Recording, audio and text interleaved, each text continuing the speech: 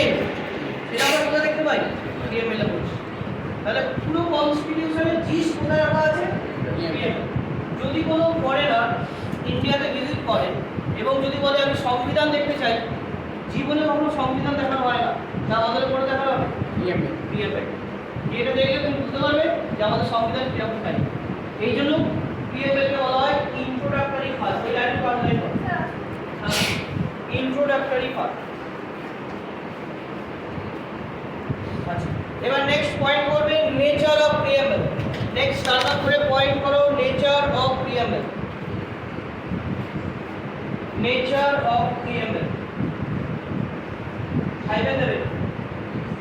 মনে রাখবে পিএমএল কে নিয়ে আগে অনেক কেস করা হয়েছিল, এখন বর্তমানে পিএমএল কে বেস করে কোনো কেস করা যায় না বা যাবেও না। তাই এই নেচারটা কি হবে? জাস্টিসিয়েবল না নন জাস্টিসিয়েবল? লিখে নাও, it is non justiciable nature. It is non justiciable nature.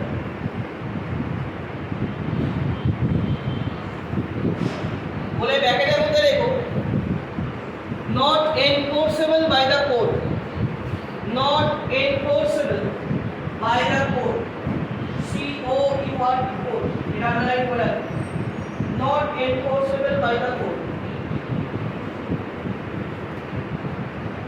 বুঝলেন? এবার নেক্সট পয়েন্ট বলো, the base of preamble, BASE, the base of preamble।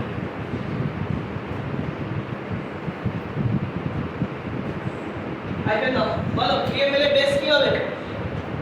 কিভাবে পিএমএল তৈরি হয়েছিল? ফার্স্ট সেশনে পড়েছিলাম, দেখবে যখন তোমাদের মেকিং অফ দ্য কনস্টিটিউশন করা হয়েছিল, নেহেরু একটা প্রপোজাল দিয়েছিল, মনে আছে? যেটা আমরা কি বলেছিলাম সেই সময় অবজেক্টিভ রেজলিউশন, ওটাই এখনকার দিনে পিএমএল এর পড়েছে। তাহলে আমরা হাইপেন দিয়ে লিখব দ্য অবজেক্টিভ রেজলিউশন। কোটেশনে আমাদের লিখব the objective resolution, quotation close করে দাও, ব্র্যাকেটের মধ্যে লেখো was prepared by J.L. Nehru,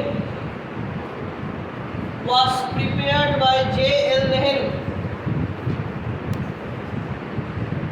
on 13 December 1946, 13 December 1946, bracket close করে দাও।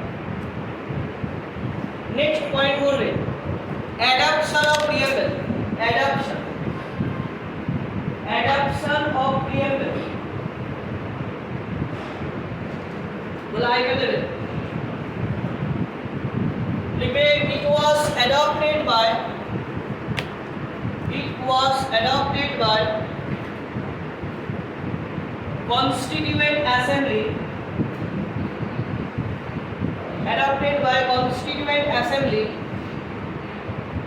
on 22 January 1947, 1947 full stop। প্রত্যেকটা ডেট এবং ইয়ারগুলো ভালো করে মনে রাখবে, যা যা পয়েন্ট লেখা আছে ওইখান থেকে কোশ্চেন আসতে পারে। নেক্সট পয়েন্ট করবে এবার এনফোর্সেবল অফ পিএমএল বা এনফোর্স অফ পিএমএল বলে পয়েন্ট করো। এই কোশ্চেনটা করে পিএমএল কে কবে এনফোর্স করা হয়েছিল, মানে কার্যকর করা হয়েছিল। তাহলে একটা কি হবে? যেদিন সংবিধান কার্যকর হয়, সংবিধান কবে কার্যকর হয়েছিল? 26 জানুয়ারি। তাহলে ওখানে লিখে দাও on 26 January 1950, on 26 January 1950।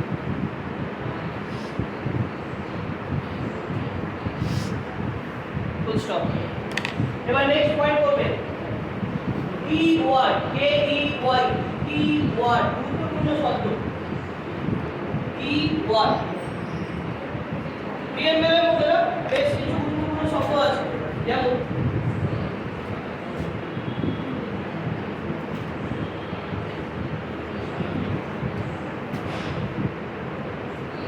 Sovereign, এই একটা, এবং পরপর মনে রাখবে এটা, সোশ্যালিস্ট, সেকুলার, ডেমোক্রেটিক এবং সবার লাস্ট হচ্ছে রিপাবলিক। এই সিকোয়েন্সটা পরপর ভালো করে বলে রাখবে, এক্সামে আসে। এটা প্রথম কি বলে, এটা sovereign, socialist, secular, democratic, Republic. আরো একটা আছে এরকম, জাস্টিস, লিবার্টি, ইকুয়ালিটি,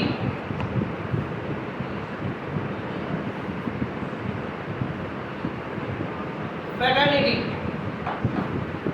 এগুলো সব গুরুত্বপূর্ণ শব্দ, পিএমএল এর মধ্যে ইউজ করা হয়েছে। Justice, liberty, equality, fraternity.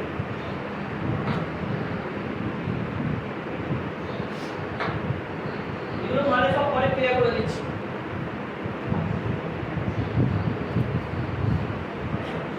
এবার নেক্সট পয়েন্ট করো ইম্পর্টেন্ট অ্যামেন্ডমেন্ট। নেক্সট পয়েন্ট করবে ইম্পর্টেন্ট অ্যামেন্ডমেন্ট।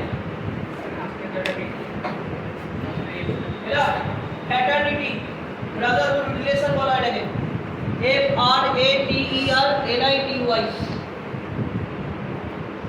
হেডিং করবে important amendment. Amendment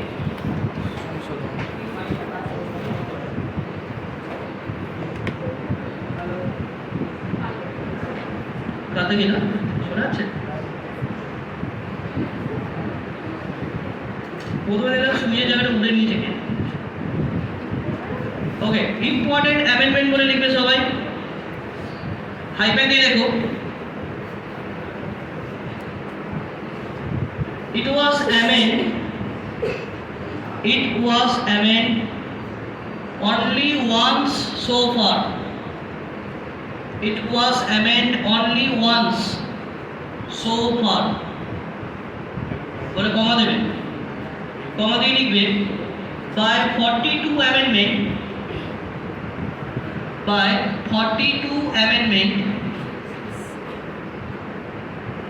1976 added 3 new words in the preamble.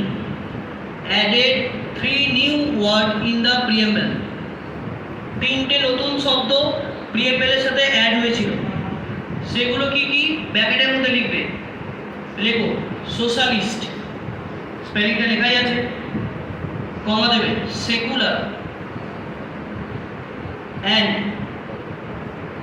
Integrate, INTEGRITY। আবার বলছি INTEGRITY। বোঝানো? পরীক্ষায় কোশ্চেন এইভাবে আসবে, আজ পর্যন্ত প্রিএমএল কতবার চেঞ্জ হয়েছে? তাহলে অ্যান্সার কি হবে?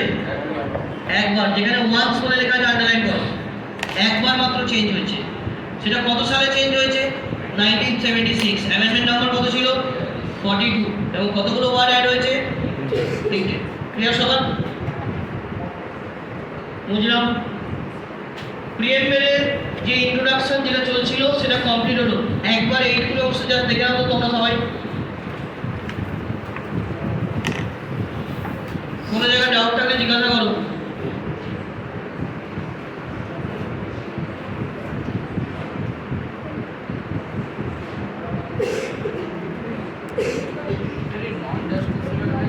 কোর্টে কেস করতে পারবে না, যাকে নিয়ে হ্যাঁ, ওটা লাস্ট টাইম ওই মামলাটাই হয়েছে। তারপর এটাকে পুরো ডেফিনেশনটা চেঞ্জ করে দেয়, যে একে নিয়ে আর কোনো আলোচনা করা যাবে। ওগুলো আসবো লাস্টের দিকে আসবো। তোমাদের বইয়ের মধ্যে প্রিএমএলটা পুরো লেখা আছে।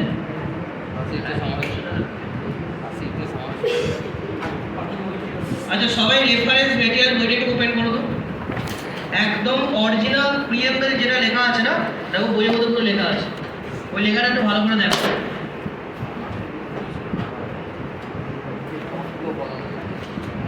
একটা পেজ পুরো লেখা দেখতে পেয়েছো তো? We the people of India দিয়ে স্টার্ট হয়েছে।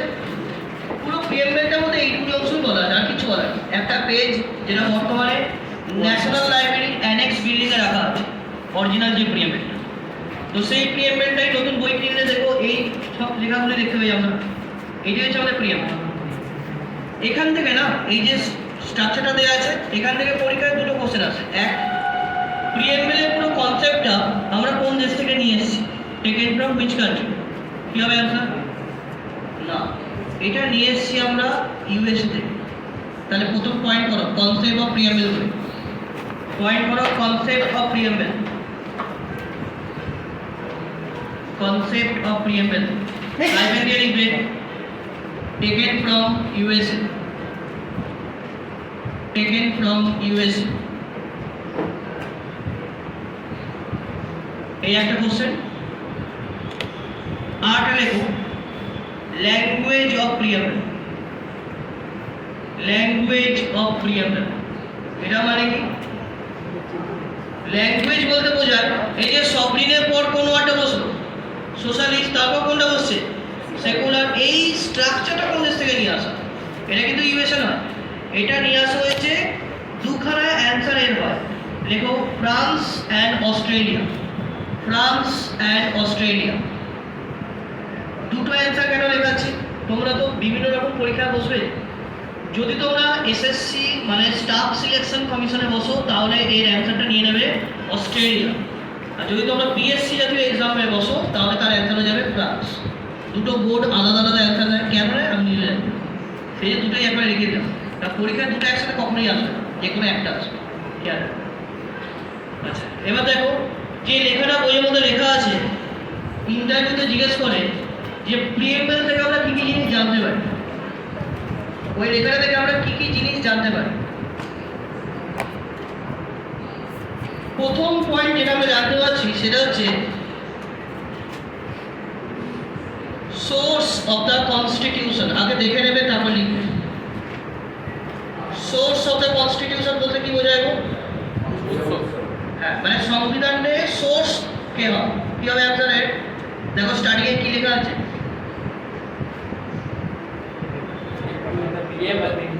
মানে সংবিধানের উৎস বা কাদের জন্য সংবিধানটা। এর অ্যান্সার হচ্ছে পিপল অফ ইন্ডিয়া। এই একটা প্রথম জিনিস আমরা জানতে পারি ফার্স্ট। সেকেন্ড পয়েন্ট কি জানতে পারছি? Nature of the state. এই যে স্টেট, এটা মানে কিন্তু কান্ট্রিকে বলছে। হ্যাঁ, আমাদের কান্ট্রির নেচার কি? শুধু সার্বভৌম হবে, sovereign, socialist, secular, democratic, republic. তাহলে এই যে ওয়ার্ডগুলো লিখলাম এগুলো কাকে রিপ্রেজেন্ট করছে গো? Nature of the state. খেয়াল রাখবে এটা। 3 নম্বর পয়েন্ট কি জানতে পারি? Objective of the constitution. সংবিধানের উদ্দেশ্য কি? জাস্টিস বজায় রাখা, লিবার্টি বজায় রাখা, ইকুয়ালিটি বজায় রাখা, ফ্র্যাটার্নিটি বজায় রাখা। তাহলে এই ওয়ার্ডগুলো রিপ্রেজেন্ট করছে অবজেক্টিভ অফ দ্য কনস্টিটিউশন। এই কোশ্চেনটা ইউপিএসসি প্রিলিমসে এসেছিল, বাট ওরা অ্যান্সার নিয়েছে হচ্ছে 3, 5, 2, 1। তোমরা এটা লিখে রাখবে নাম্বারটা, পরে আমি আলোচনা করে দেবো কেন এই নাম্বারটা নিয়েছে, পরে আলোচনা করবো। তাহলে প্রথম কি জানতে পারলাম? সোর্স অফ দ্য কনস্টিটিউশন, শুরুতেই লেখা আছে প্রিয়াম্বলে। দ্বিতীয় কি জানতে পারছি? নেচার অফ দ্য স্টেট, প্রিয়াম্বলের মধ্যে ওয়ার্ডগুলো দেওয়া আছে। 3 নম্বর কি জানতে পারছি? অবজেক্টিভ, সেটাও প্রিয়াম্বলের মধ্যে দেওয়া আছে। আর প্রিয়াম্বলে আমরা লাস্টের দিকে চলে যাবো। দেখো সেখানে লেখা আছে অ্যাডাপশন অফ দ্য কনস্টিটিউশন। সংবিধানকে কবে অ্যাডপ্ট করা হয়েছিল সেটাও লেখা আছে। দেখো ওখানে লেখা আছে 26 নভেম্বর 1949। এর বাইরে আর কিছু জানতে পারি না প্রিয়াম্বল থেকে। এই স্ট্রাকচারটা একটু বইয়ের মধ্যে খাতার মধ্যে লিখে নাও। তোমরা কিন্তু এগুলো পুরো শব্দটা লিখবে, হ্যাঁ পুরোটা লিখবে, নিজের মতো করে সাজিয়ে লিখে নাও এটা। এই 4টে point. Constitution, justice, liberty, equality, fraternity.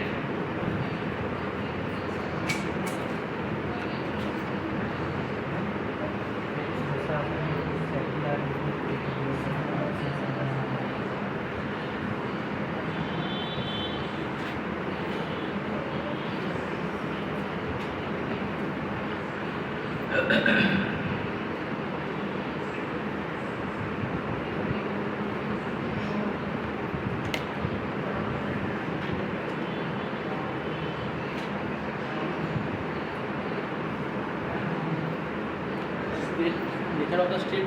Nature of the state.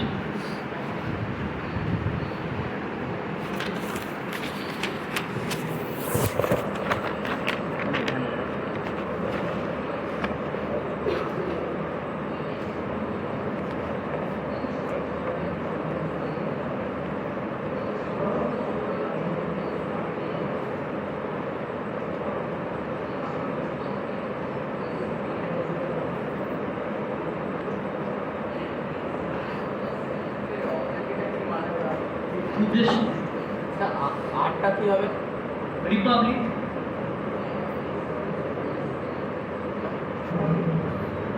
সভরেনের Bangla কি হোক? সোশ্যালিস্ট সমাজতন্ত্র, সেকুলার ধর্মনিরপেক্ষ, ডেমোক্রেটিক রিপাবলিক প্রজাতন্ত্র। হয়ে গেছে সবাই লেখা?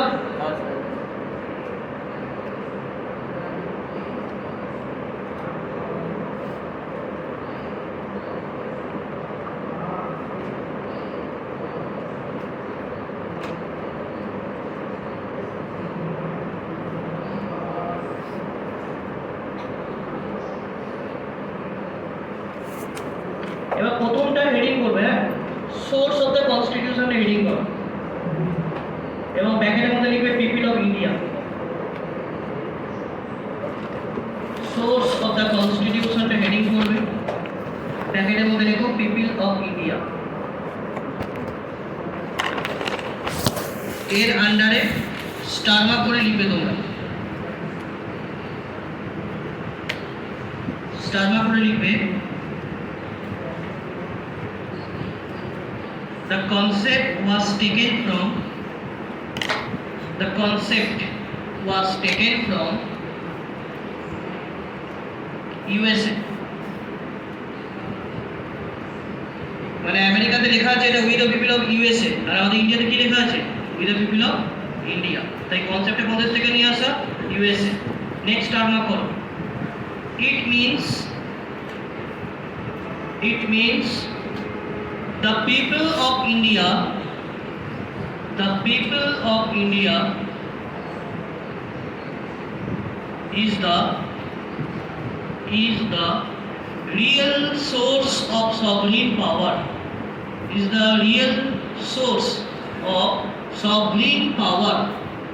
SOVEREIGN, real source of sovereign power। এর হচ্ছে মেন ব্যাখ্যা। তাহলে কি বললাম? সোর্স অফ দ্য কনস্টিটিউশন বলতে বোঝায় পিপল অফ ইন্ডিয়াকে। তার মানে কি? আমাদের সংবিধানের যাবতীয় উৎস বা যাবতীয় পাওয়ার কাকে দেওয়া আছে? জনগণকে দেওয়া আছে। তার এক্সাম্পল দাও দেখি একটুখানি, কি করে বলতে পারছি জনগণকে দেওয়া আছে? সরকার চেঞ্জ কে করবে? জনগণ। মানছি 5 বছর বাদে, বাট চেঞ্জ করতে পারে। বা যে কোনো লয়ের ডিমান্ড কে করতে পারে? জনগণ। যদি ভুলভাল ল হয় তাকে বাতিল কে করতে পারে? জনগণই বাদ দিতে পারে। তাই জনগণকে বলা হয় সোর্স অফ দ্য কনস্টিটিউশন। প্রথম। এবার পয়েন্ট করে নেচার অফ দ্য স্টেট। তার মধ্যে প্রথম শব্দটা হেডিং করবে সভরিন। প্রথম ওয়ার্ডটা হেডিং করো সবাই, সভরিন। দিয়ে এর আন্ডারে স্টার মার্ক করে লিখবে the concept was taken from UK।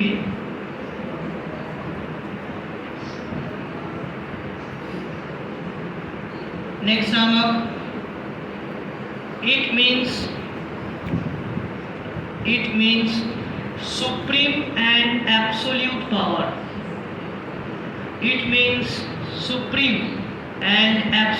power। Full stop। Continue করবে। It has two types of meaning।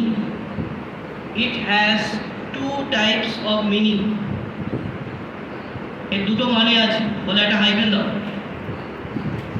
Number 1 দিয়ে পয়েন্ট করবে এক্সটার্নাল সভরিন। নাম্বার 1 দিয়ে পয়েন্ট করো এক্সটার্নাল সভরিন। বলে ব্র্যাকেটের মধ্যে লিখে দাও the country is completely independent which is not controlled by any other country, not controlled by any other country. Completely independent বলে বলো completely independent. কমপ্লিটলি ইন্ডিপেন্ডেন্ট হ্যাঁ, which is not controlled by any other country. Bracket close করে দেবে। আর number 2 তে লিখবে internal sovereign. Internal বলে bracket দাও, ব্র্যাকেটের মধ্যে লিখবে the law of the country is absolute. The law of the country is absolute. সভরিনের মানে কমপ্লিট। একবার দেখে নাও ভালো করে। সভরিন শব্দটা কোন দেশ থেকে নিয়ে আসা? ইউকে। এটা 2 নম্বর পয়েন্টে The law of the country is absolute. Sovereign কথাটা মানে কি লেখালাম? সুপ্রিম পাওয়ার অথবা অ্যাবসলিউট পাওয়ার। এটার মানে কি? সুপ্রিম পাওয়ার বা অ্যাবসলিউট পাওয়ার কি বোঝায়? মানে সর্বোচ্চ কি টাইপের ক্ষমতা, আমি সেটা জানতে চাইছি। না, শুধু গণতান্ত্রিক বলে হবে না। যেমন দেখো, এটার মানে কি গো?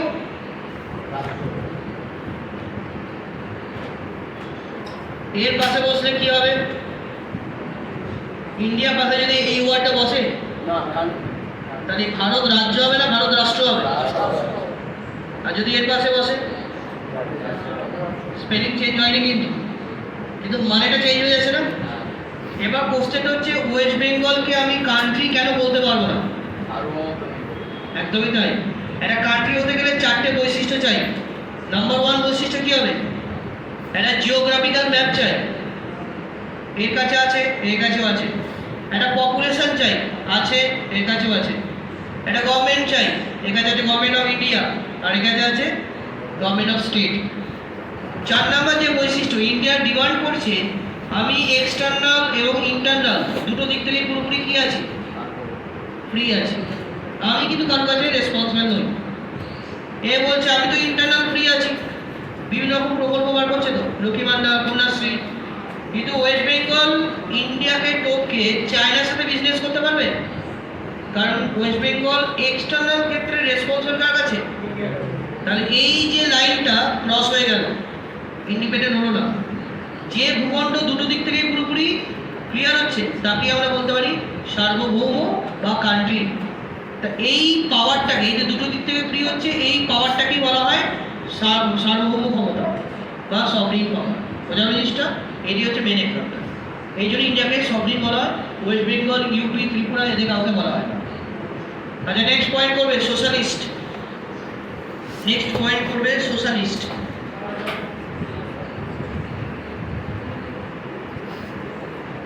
স্টারবাক করে লিখবে the concept was taken from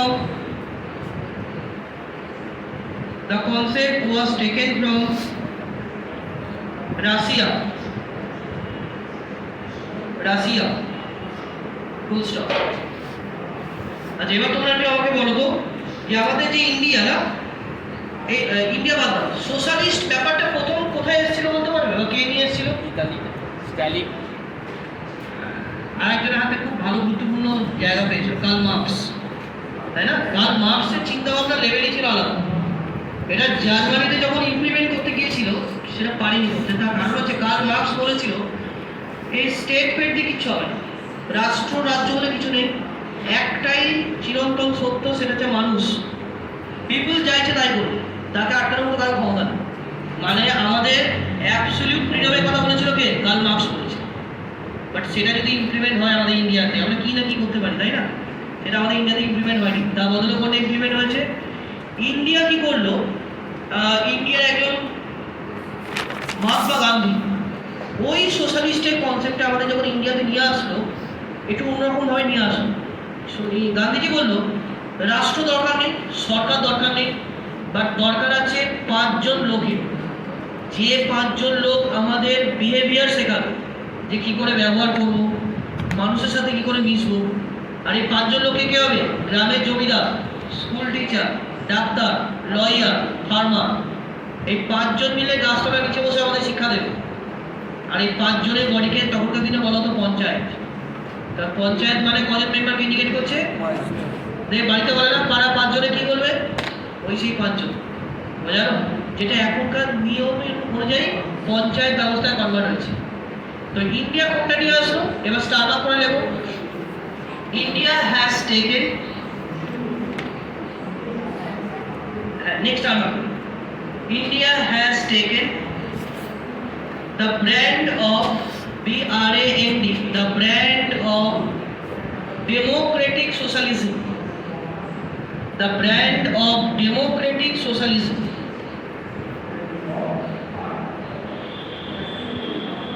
That means all inequality, that means all inequality, comma, discrimination,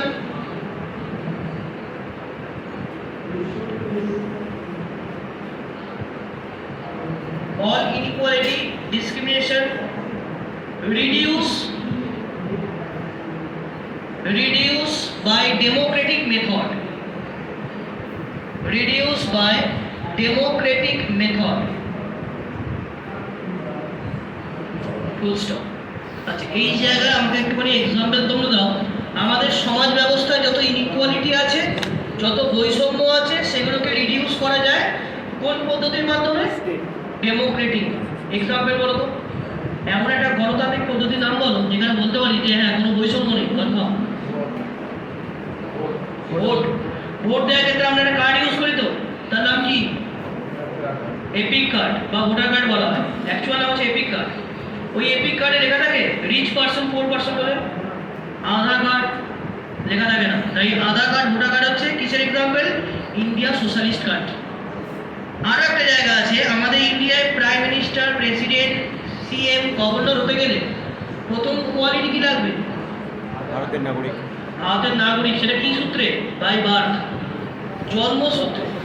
যেটা সোনিয়া গান্ধী ক্ষেত্রে ওই জন্য হয়নি, কারণ সোনিয়া গান্ধী জন্মসূত্রে ইন্ডিয়ান ছিল না, তো ইটালিয়ান ছিল, তাই কোনোদিন প্রাইম মিনিস্টার হতে পারিনি। তো আমাদের কাছে, আমাদের সবার কাছে অপরচুনিটি আছে। আমরা আজ এখানে বসে আছি, কালকে আমরা এমপিও যেতে পারি, প্রেসিডেন্ট হতে পারি, তাই না? এই জন্যই ইন্ডিয়াকে বলা হয় সোশ্যালিস্ট কান্ট্রি বলা হয়, এই জন্য ডেমোক্রেটিক মেথডটা ইউজ করে। আরও একটা কারণ আছে, তোমরা একটুখানি আমাকে বলো, আমাদের ইন্ডিয়া কি শুধু গভর্নমেন্ট সেক্টর আছে ইন্ডিয়াতে? পাশাপাশি কি আছে? তাহলে ইকোনমিক নেচারটা কি হচ্ছে? Mixed economy. এই কারণে ইন্ডিয়াকে কি বলা হয়? Socialist country. তাহলে প্যারা চেঞ্জ করে লিখবে, ইট অলসো রেফার দ্যাট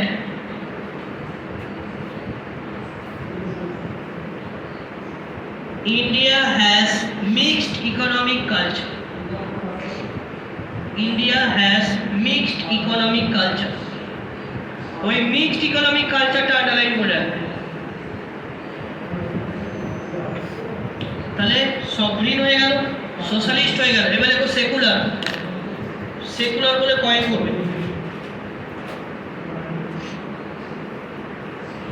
এই শব্দটা ইন্ডিয়া কোনো দেশ থেকে নিয়ে আসেনি, এটা একদম আমাদের নিজস্ব তৈরি, ঠিক আছে? তাই কোনো কিছু লিখতে হবে না এখানে, শুধু স্টার্ট আপ করে লেখো, India has positive secularity. Positive secularity.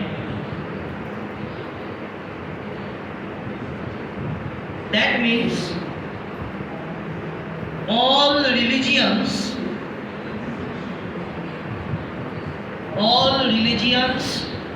are equally respect and protect by government. Protect by government. তোমরা আন্ডারলাইন করবে পজিটিভ সেকুলারিটি, পজিটিভ। আচ্ছা, এই কথাটা কেন বললো ইন্ডিয়াতে? ইন্ডিয়াতে পজিটিভ সেকুলারিটি আছে, তার মানে কোনো কান্ট্রি আছে যেখানে নেগেটিভ সেকুলারিটি আছে। এই পজিটিভ নেগেটিভ ব্যাপারটা মানে কি দাঁড়াচ্ছে বলতে পারবে কেউ? মানে অন্য জায়গায় মিথ্যে আছে দেখি না, ওরকম বললে হবে না। আমাদের ইন্ডিয়াতে যদি কোনো কেউ জমি পায়, বেনামি জমি, জমির মালিক কেউ নেই, এই জমি যদি ইন্ডিয়াতে কেউ পায়, সেই জমিটার উপরে এরকম কি বলা আছে সংবিধানে শুধু মন্দিরই হবে, হয় মন্দির হবে, নয়তো মসজিদ হবে, নয়তো চার্চ হবে। That means positive secularity. তুমি কোনো একটা জমি কিনে 5 বছরের জন্য বাইরে চলে যাও, ফিরে এসে কিছু একটা হয়ে গেছে, আর যদি তিনটের মধ্যে কোনো কিছু না হয়, ডেফিনেটলি পার্টি অফিস হয়ে যাবে, কিছু না কিছু হবেই কনফার্ম। তাহলে এগুলোকে বলা হয় পজিটিভ সেকুলারিটি। কিন্তু আজকে যদি জমিটা পাওয়া যায় পাকিস্তানে, তাহলে ফার্স্ট প্রায়োরিটি কোনটা হবে? মসজিদ। That means negative secularity. বুঝা গেল? তাই ইন্ডিয়াতে কোনটা আছে? পজিটিভ সেকুলারিটি আছে, এটা মাথায় রাখতে হবে। আচ্ছা, নেক্সট পয়েন্ট করবে ডেমোক্রেটিক। সবথেকে গুরুত্বপূর্ণ শব্দ এটা, ডেমোক্রেটিক। স্টারমার্ক করে লিখবে, the concept was taken from USA. The concept was taken from USA.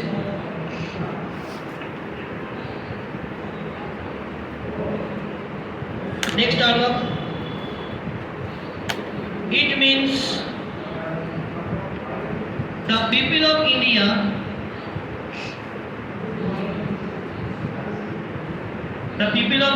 can participate all governmental activities.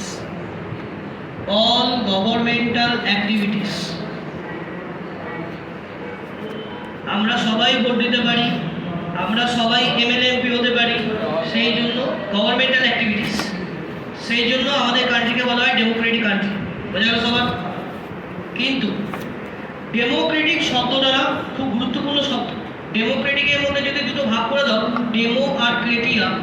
Demo মানে পিপল, ক্রেটিয়া মানে রুল। যে কান্ট্রিতে মানুষের দ্বারা রুল আছে তাকেই বলে ডেমোক্রেটিক কান্ট্রি। এবার তুমি আমাকে বলো, ডেমোক্রেটিক দু রকমের হয়, একটা হচ্ছে পজিটিভ ডেমোক্রেসি, একটা নেগেটিভ। আমাদের ইন্ডিয়াতে কোনটা আছে, নেগেটিভ না পজিটিভ? পজিটিভ। কি সেন্সে বলছি গো পজিটিভ? আইডিয়া করো, চিন্তা ভাবনা করো। ভোট দিয়েছো কেউ কখনো? ভোট যখন দিয়েছো তাহলে দেখতে পাবে তোমার ধরো কোনো পার্টিকে পছন্দ হচ্ছে না, কোথায় ভোট দিয়েছো? তাহলে নোটা অপশন আছে তো, একে বলা হয় পজিটিভ ডেমোক্রেসি। কেউ কি বলে দিয়েছে আমাকেই ভোট দিতে হবে? আমি বলছি না পঞ্চায়েত ইলেকশন, ওটা এক্সেপশন, ঠিক আছে? আমি লোকসভা বিধানসভার ক্ষেত্রে বলছি, আমাদের কাছে অপশন আছে, আমাদের ইচ্ছা মতো চুজ করতে পারি, একে বলা হয় পজিটিভ ডেমোক্রেসি।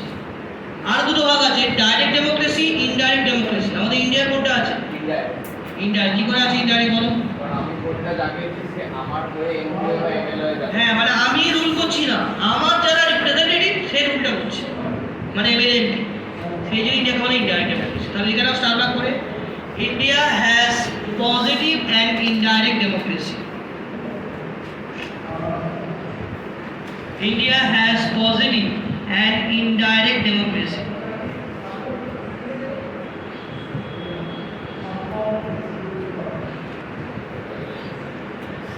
Next, লিখবে Republic.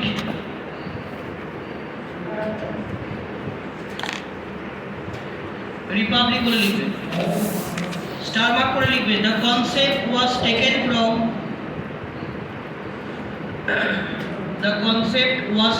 from France.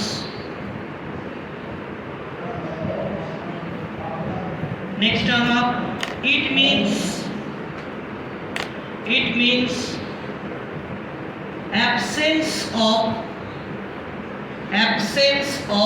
monarchy. MONARCHY, underline করে সবাই, MONARCHY। এই সিস্টেমটা মানে কি? রাষ্ট্রতন্ত্র আছে কি ইন্ডিয়াতে? যে কান্ট্রিতে রাষ্ট্রতন্ত্র নেই তার মানে সেই কান্ট্রি ডেফিনেটলি কি ধরনের কান্ট্রি হবে? রিপাবলিক।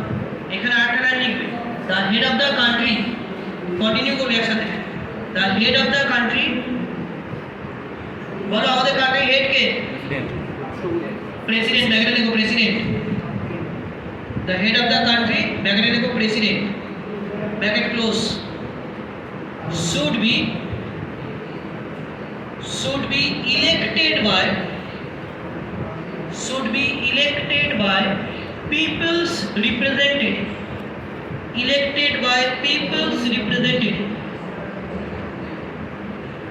শুধু মাথায় রাখবে যে কান্ট্রির হেড নির্বাচিত হয় সেই কান্ট্রিকে চোখ কান বুঝিয়ে বলবে রিপাবলিক কান্ট্রি। এবার তোমাদের জিজ্ঞেস করছি ইংল্যান্ড কি ধরনের কান্ট্রি হবে? রিপাবলিক হবে কি? ইংল্যান্ডের হেড কে? রাজা রানী বংশানুক্রমিক চলে আসছে, হবে না। ভুটান হবে না। বোঝা গেল জিনিসটা? এই সেন্সটা কি কিছু তাহলে নেচার অফ দ্য স্টেট পুরো কমপ্লিট। এবার নেক্সট পয়েন্ট কি আছে? অবজেক্টিভ অফ দ্য কনস্টিটিউশন, ওটা হেডিং করো অবজেক্টিভ অফ দ্য কনস্টিটিউশন। নাম্বারটা মনে রাখবে 3521। কেন বলছে এবার আলোচনা করব। অবজেক্টিভ অফ দ্য কনস্টিটিউশন, প্রথম শব্দটা লেখা আছে জাস্টিস, সবাই হেডিং করবে জাস্টিস বলে। স্টার মার্ক করে লিখবে the concept was taken from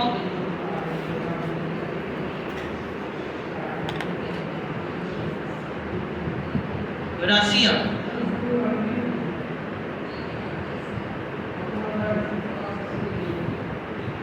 next star mark.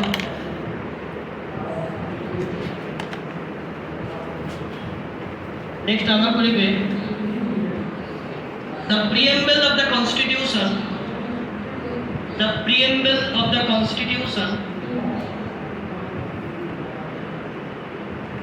also provide that three type of justice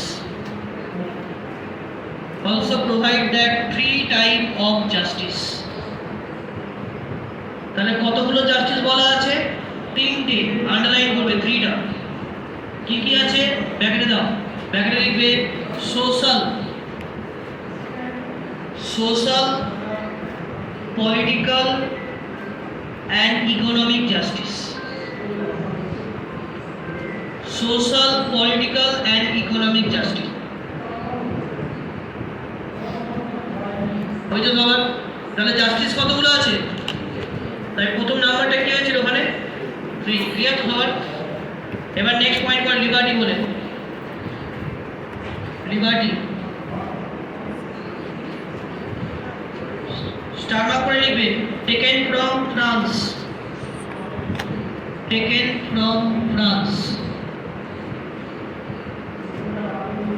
next star mark. also provide that 5 types of liberty. পাঁচ ধরনের লিবার্টি আমাদেরকে দেওয়া হয়েছে। কি কি? প্রথম লিখবে থট, THOUGHT থট, কমা দেবে। এক্সপ্রেশন,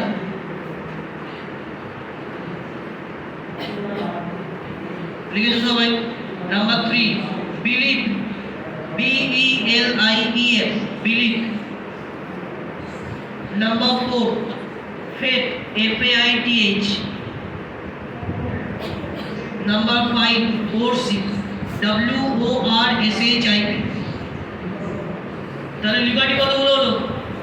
মান্থলি এক্সামে জিজ্ঞাসা করবে কিন্তু কোশ্চেনটা যে কতগুলো লিবার্টি প্রিএমএলে বলা আছে, তাহলে অ্যান্সার কি হবে? 5টা। মনে রাখবে এটা। নেক্সট পয়েন্ট করবে equality.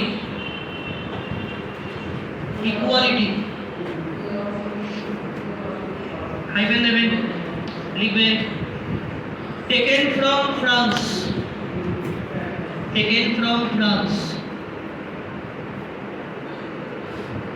Next term of also provide that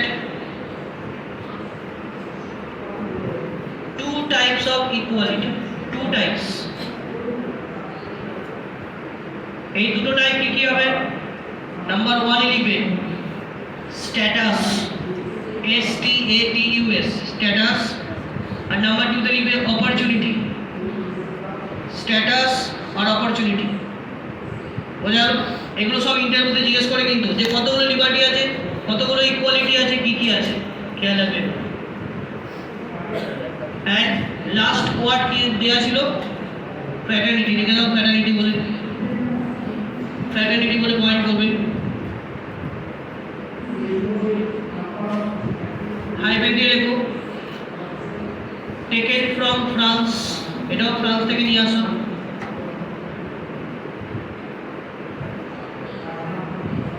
Next term up, it means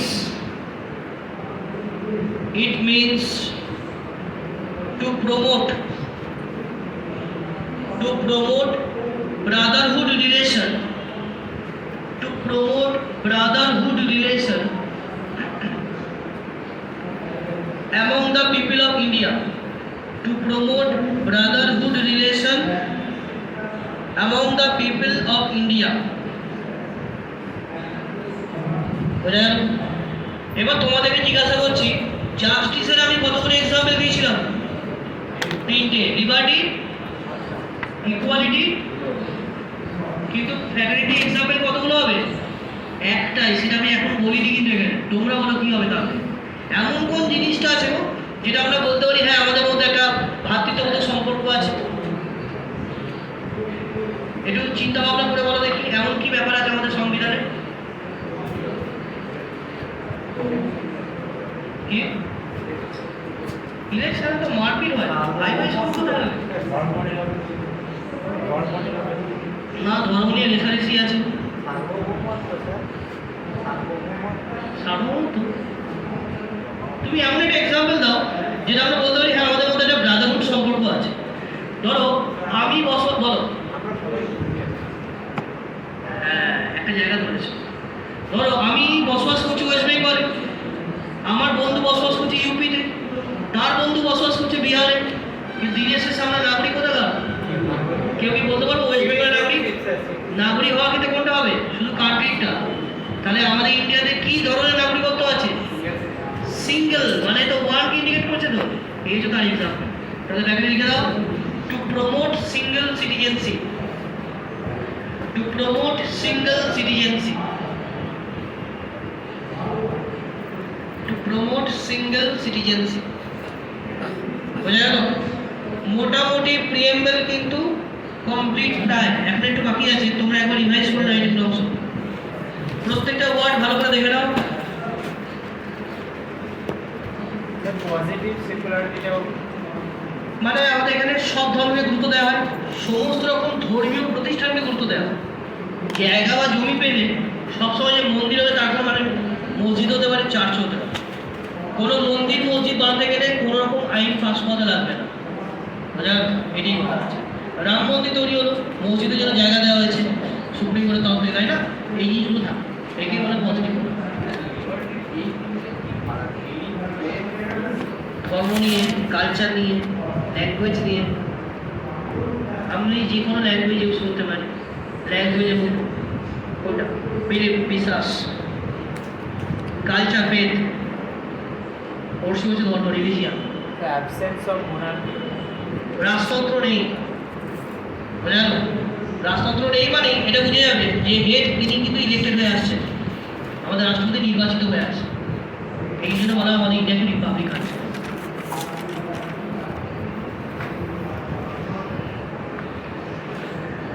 negative ডেমোক্রেসির example দিতে পারবে কেউ? নেগেটিভ মানে এমন কোন কান্ট্রি আছে যে ডিমান্ড করে আমাকেই ভোট দিতে হবে, নাহলে উড়িয়ে দেবো? উত্তর কোরিয়া, না, সাউথ নয়, নর্থ কোরিয়া। সাউথ কোরিয়া খুব ভালো country, north Korea dangerous country. ওকেই ভোট দিতে হবে। একবারই 1975-এ অপোজিশন পার্টি এসেছিল ওখানে, সপরিবারে মানে ধ্বংস করে দিয়েছে, বোম মেরে উড়িয়ে দিয়েছে পুরো পরিবারটাকে। অপোজিশন এখনো পর্যন্ত নেই। এবং ওই কান্ট্রি যে জনগণ আছে না, তারা একটা ছিঁড়ে ফোটার জন্য স্বাধীন নয়, এক ফোটা স্বাধীন নয়। এদিক থেকে ওদিক হবে, সঙ্গে সঙ্গে মার্ডার করে দেবে। সাংঘাতিক রুল করছে, কোনো কান্ট্রির কাছ থেকে হেল্প নেয় না। করোনায় এত কান্ট্রি ধ্বংস হয়ে গেল, ওই কান্ট্রিগুলোর নাম পাবে না তুমি করোনাতে। মানে কি হাইলি প্রোটেক্টেড দেখো জিনিসটা। মানে ওদের যা মেডিসিন আছে না তো বাইরে আসবে, ওদের যা খবর না তো বাইরে আসবে। আমরা জোর করে ইমাজিন করে কিছু ধারণা করতে পারি। এবং পুরো কান্ট্রিটা পরোটো পাওয়া বলতে, এবং সব কান্ট্রি থেকে একটা করে লাইন করে দেওয়া আছে, যে কান্ট্রি ঝামেলা করবে ছুড়ে দেবে, ঠিক আছে? যার জন্য ওকে কেউ ঘাটায় না, এমন একটা কান্ট্রি, সেই লেভেলে।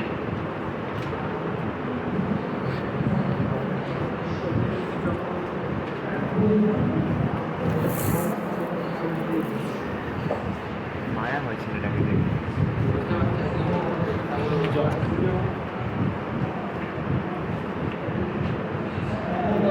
তো হেয়ার ডিসাইড করতে পারবো ওর যে 7টা ঠিক করে দিতে সেই 7টার ওরটা কেউ করতে পারবে না, ওইটা পারো না। ওটা নিজের কাকাকে ফোন করেছে, সামনে দাঁড়িয়ে থেকে ফোন দিয়ে মারিয়েছে। নিজের কাকাকে ফোন করে ফোনে আমার দাঁড়িয়েছিল, ওগুলোর কাকাকে মারছিল, ও দেখছিল। আর্নেস্ট বার্কার প্রিএমএলকে নিয়ে কি বলেছিল, যে প্রিএমএল হচ্ছে কি নোট, চাবিকাঠি বলেছিল। কে বলেছিল? Ernest Barker. এই কোটেশনটা এক্সামে আসে।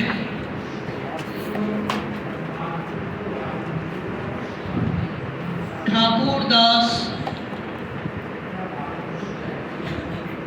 ভার্গব কি বলেছিলেন? প্রিএমএল হচ্ছে সোল অফ দ্য কনস্টিটিউশন, আত্মা বলেছিল। কে এম মুন্সি কি বলেছিল? প্রিএমএল হচ্ছে হরোস্কোপ অফ দ্য কনস্টিটিউশন।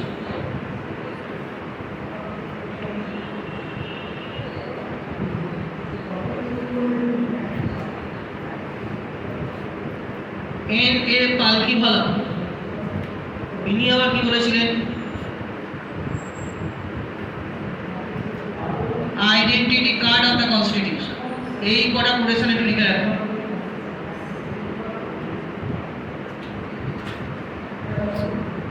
এই কটা কোটেশন একটু লিখে রাখুন। প্রথম দুটো বেশি করে স্টার মার্ক করবে, ওই দুটোই এক্সামে রিপিট করে। সোল অফ দ্য কনস্টিটিউশন, কি নোট অফ দ্য কনস্টিটিউশন।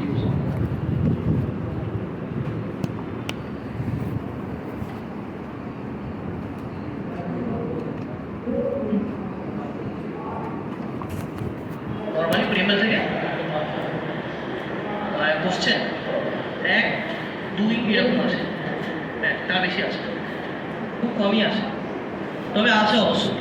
এবার কিছু টপিক আছে কোশ্চেন দেবেই না, সিরিয়াসলি কন্ট্রোভার্সিয়াল টপিক হাতি দেবে না কখনো, কারণ যে কোশ্চেন করছে সেই নাগরিক নয়, এরকম হতে পারে, তাই না? আচ্ছা, এবার লাস্ট জায়গায় চলে আসছি। তোমরা পয়েন্ট করো status of preamble. Last point, status of preamble. এখানে কিছু গল্প আলোচনা হবে, যেমন প্রিএমএল এর স্ট্যাটাসটা কি, সেটা কিভাবে ডিপেন্ড হয়েছিল। দেখো, বেরুবাড়ি বলে একটা জায়গার নাম শুনেছিলেন? বেরুবাড়ি, যেটা বর্তমানে কোথায়? ইন্ডিয়াতে নেই, কিন্তু এটা ইন্ডিয়া পাকিস্তানকে দিয়ে দিয়েছে এই ল্যান্ড, বেরুবাড়ি। ওই বেরুবাড়ি জায়গার একজন মুসলিম লেডি মেডিকেল পরীক্ষায় পাস করেছিল, এবং সে যখন ইউনিভার্সিটিতে ভর্তি হতে যায়, তাকে ইউনিভার্সিটি ভর্তি নেয়নি। তার একটাই কারণ, হোল ইউনিভার্সিটি রিজার্ভ হয়ে গেছে হায়ার কাস্টের জন্য, তাই ওর কোনো অ্যাডমিশন হবে না। এবার দেখো, প্রিএমএল এর মধ্যে ইকুয়ালিটি বলা ছিল না, তখন ওই লেডি কেস করে সুপ্রিম কোর্টে, যে প্রিএমএল তো ইকুয়ালিটি বলা আছে, তাহলে আমি কেন ইকুয়ালিটি পাবো না? তখন সুপ্রিম কোর্ট রায় দিয়েছিল preamble is not part of the constitution. প্রস্তাবনা সংবিধানের কোনো পার্টই নয়। এই রায়টা কোন মামলা দেওয়া হয়েছিল? বেরুবাড়ি কেস। তা তোমরা হেডিং করো, Berubari case, BERUBARI, Berubari case. ব্যাকেটে ইয়ার লিখবে 1960, বেরুবাড়ি কেস 1960। এই কেসটা এক্সামে আসে। হাইফেন দিয়ে লিখবে supreme court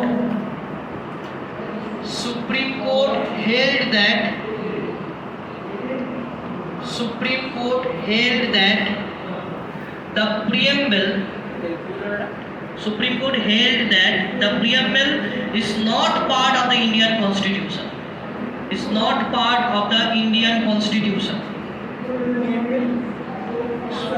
Supreme Court held that the preamble is not part, underline করবে, of the Indian Constitution. প্রস্তাবনা সংবিধানের অংশ নয়। কোন মামলা বলেছিল? বেরুবাড়ি কেস। সেটা হয়েছিল কোন ইয়ারে?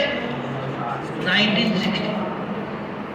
ওই কোর্ট থেকে 13 বছর বাদে, মানে 1973-তে কেরালা মন্দিরে একজন পুরোহিত সুপ্রিম কোর্টে কেস করে, সুপ্রিম কোর্টের এগেনস্টে। মানে ইতিহাসে প্রথম হয়েছিল এটা। সেই পুরোহিত কতটা শিক্ষিত শুধু চিন্তা করো, যে বেরুবারি কেসের রায় দেওয়া হচ্ছে প্রিএমএল ইজ নট পার্ট।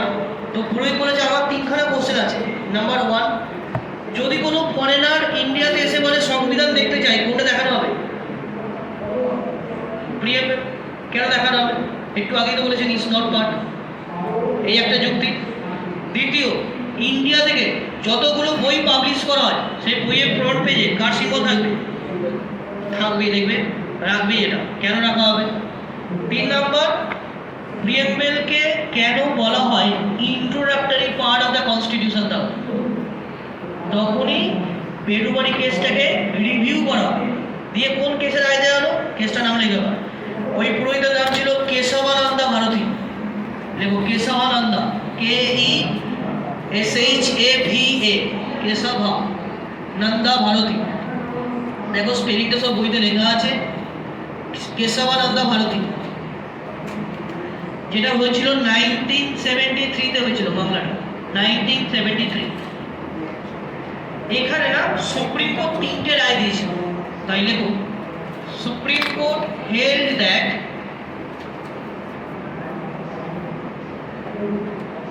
হাইফেন দেবে, ABC করে লিখো, এতে লেখো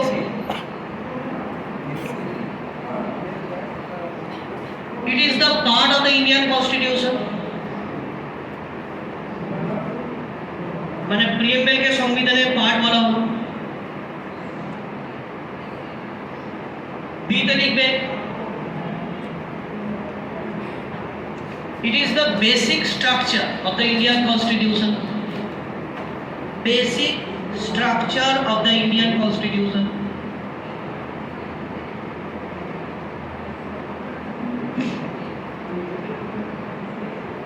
আর সিতে লিখবে it can be amended by Parliament of India, it can be amended by Parliament of India। তাহলে প্রিএমএল কে চেঞ্জ করতে কে পারবে? পার্লামেন্ট। মামলাটা হয়েছিল কোন ইয়ারে? 73-তে। প্রাইম মিনিস্টার কে ছিল? ইন্দিরা গান্ধী। এবং সেই ইন্দিরা গান্ধী কি করলো? 1976-এ গিয়ে প্রিএমএল কে চেঞ্জ করে দিল 42 নম্বর অ্যামেন্ডমেন্টে। দিয়ে কতগুলো ওয়ার্ড অ্যাড করেছিল? 3টে। এই সেই মামলার মাধ্যমে গেছিল জিনিসটা, বোঝা গেল? তাহলে বেরুবারি কেসে কি বলছে? প্রিএমএল পার্ট হবে না। কেশবানন্দ ভারতী কি বলছে? প্রিএমএল পার্ট। এবার আমরা যারা জনগণ তারা ঘাবড়ে যাচ্ছে যে কি অ্যাকচুয়াল হবে, পার্ট না পার্ট নয়। তাই আমাদের জন্য একটা এনজিও আর একটা মামলা করলো, যার নাম LIC কেস। লেখো LIC কেস বলে, লাইফ ইন্স্যুরেন্স দেবো না, এটা একটা NGO. LIC case 1995, LIC case 1995। Hyphen দিয়ে লিখবে Supreme Court was finalized that the preamble is the integral part, INTEGRAL, integral part of the Indian Constitution. The preamble is the integral part of the Indian Constitution, integral part of the Indian Constitution। তাহলে এখন present টাইমে প্রিএমএলটা কি হবে? Part হবে না part হবে না? কি বলা হবে? Part of the constitution. বুঝা গেল? দেখে নাও পুরো প্রিএমএল কমপ্লিট, পুরো টপিকটা একবার দেখে নাও ভালো।